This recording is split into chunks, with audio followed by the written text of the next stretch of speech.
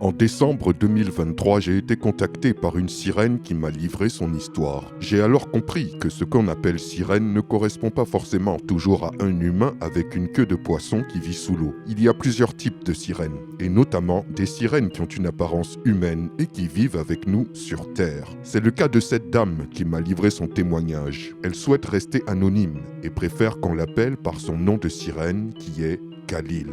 Les aventures de la sirène Khalil, épisode 2, les coquillages mystiques. Après l'initiation mystique que j'ai vécue en rêve à l'âge de 9 ans, quand j'ai eu mes 10 ans, je suis allé à la plage avec mon père et mes sœurs, à la côte sauvage de Pointe-Noire. Nous étions à l'hôtel Azur pour un cours de natation.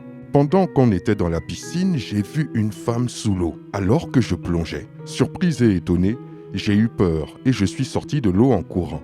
J'ai expliqué cela à mon père. Et j'en ai profité pour lui faire part du rêve initiatique que j'avais fait l'année précédente. Il était très en colère du fait que je ne lui ai rien dit. Ensuite, il me dit que désormais, je devais tout lui dire sur les rêves que je faisais ou phénomènes paranormaux que j'expérimentais.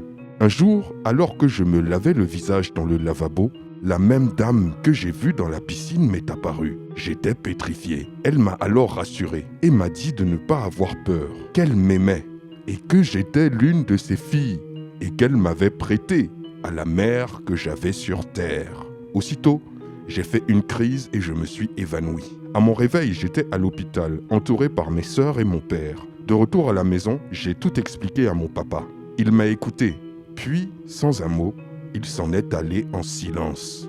Le lendemain, je suis allé à une piscine de la côtière au centre-ville, car on habitait non loin. J'aimais beaucoup m'y baigner. C'est alors que lorsque j'étais assise au bord de la piscine, arriva une femme de chambre.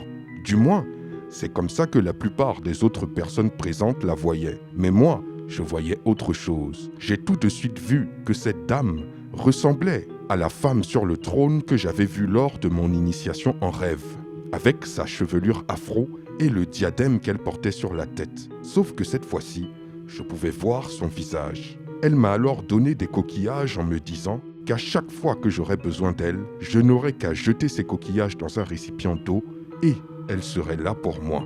C'est ainsi que depuis ce jour, j'ai eu le pouvoir d'invoquer la sirène Chikambisi quand je voulais et où je voulais. Nous verrons dans l'épisode 3 comment la sirène Khalil a réussi à éveiller en elle le pouvoir de contrôler la pluie. Je vous dis à très bientôt pour une nouvelle vidéo. C'était Takashi J, numéro 1 sur les histoires mystiques de l'Afrique.